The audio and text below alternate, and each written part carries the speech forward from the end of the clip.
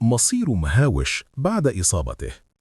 رغم الاعتقاد في البداية أن مهاوش قد قتل بعد إصابته، إلا أن الحقيقة اتضحت لاحقاً بأنه ما زال على قيد الحياة. لكن المفاجأة كانت عندما واجهته سدرة وهي غاضبة بشدة منه، خصوصاً بعد المشاكل التي تسبب بها والتي أدت في النهاية إلى طلاق خضراء.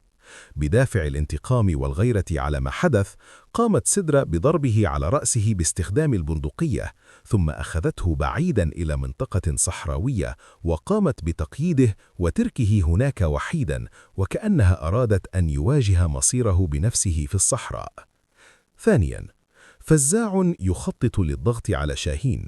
في خط موازن من الأحداث، كان الإعلامي نعمان متوجهاً لحضور افتتاح المنتجع، لكن الطريق لم يكن آمناً، إذ نصب له فزاع كميناً محكماً وتمكن من اعتراض طريقه وأسره مع زوجته.